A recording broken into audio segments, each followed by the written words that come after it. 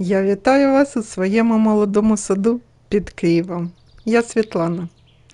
Началось ошеломительное цветение рододендронов в моем саду. Это, кстати, мои любимые цветущие кустарники. Сегодня покажу вам сорт Silver Lady. Сногсшибательный сорт. Цветет у меня так красиво первый раз.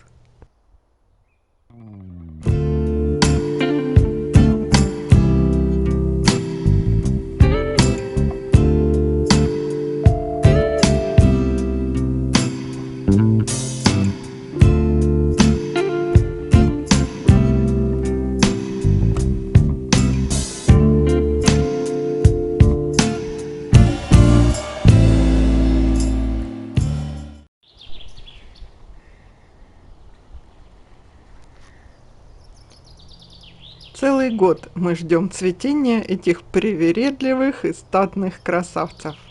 Но это того стоит.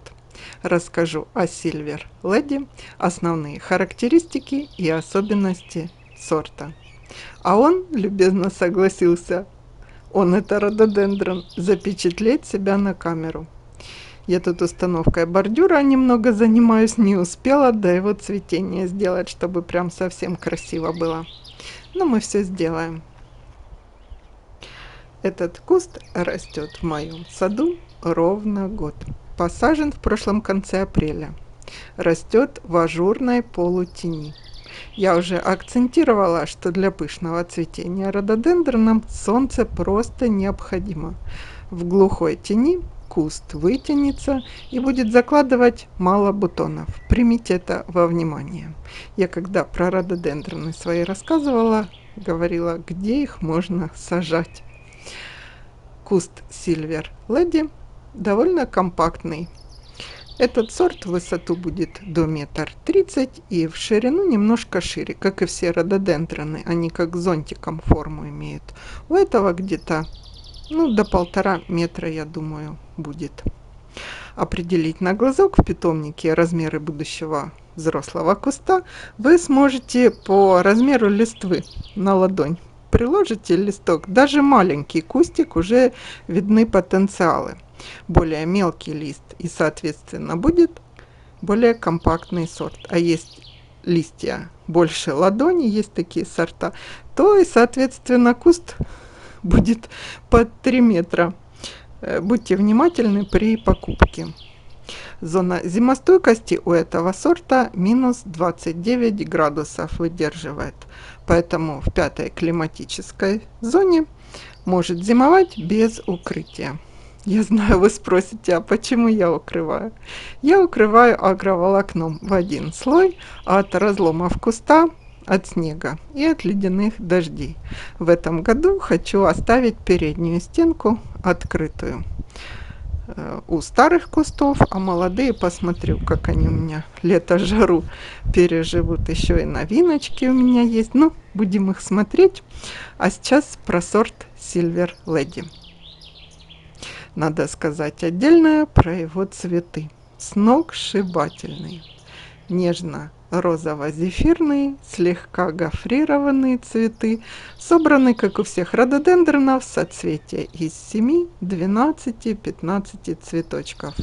Размер каждого довольно небольшой, 5-7 сантиметров. Но в своей массе они создают, смотрите, какие красивые соцветия, переливчатые. При распуске цвет бутона насыщенно розовый, прямо сильно. А потом, постепенно раскрываясь, он как акварельными переливами становится постепенно белоснежным.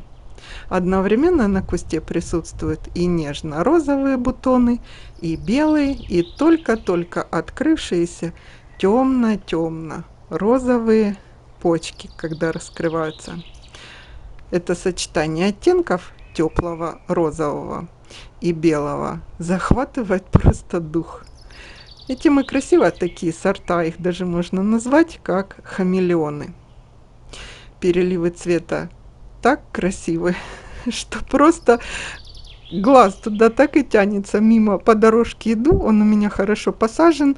Обзор и из дома просвет между кустами и деревьями. И когда вокруг круглой клумбы иду над гортензиями, они еще не так поднимаются, и в это время года, когда он цветет, как раз он виден. Еще он немножко поднимется. А еще у этого рододендрона, у Silver-Lady, неординарные листья. Сейчас расскажу. Лист этого сорта рододендрона имеет такую вытянутую форму эллипса. Лист с серебристым оттенком и с замшевой фактурой на обороте листика молодой. Лист сверху покрыт блестящим, немножко серебристым налетом. Необычный лист для рододендрона. У меня все остальные сорта, ни у кого такого листа нету.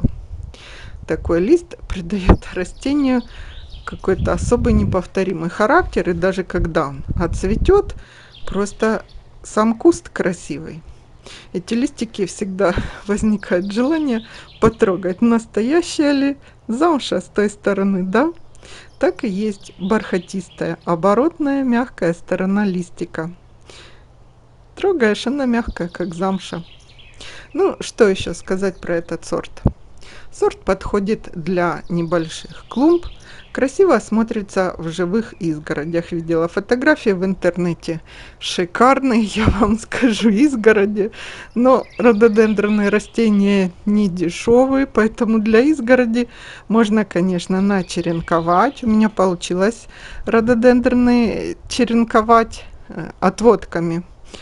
Но все равно долго, пока она растет, а если для изгороди много кустов накупить, то дорогая изгородь получится, но красивая. Этот сорт еще можно выращивать и в кашпо, благодаря относительно компактным размерам. Большие кашпо поставить на крыльцо будет очень красиво. Что сказать, сортом очень-очень довольна. Не капризный, отзывчивый на удобрение и уход. Просто рекомендуем. Яркое акцентное место в саду он украсит однозначно. Ну, на сегодня у меня все. Задавайте свои вопросы. Еще отдельно хочу сказать, задавайте вопросы на разные темы под последним видео, потому что я вчера нашла вопросы 3-недельной давности. Они у меня в ленте улетают вниз, и я просто среди тысячи не могу их найти. Всего хорошего, а я побежала бордюр ставить вокруг этого рододендрона. Работай в саду.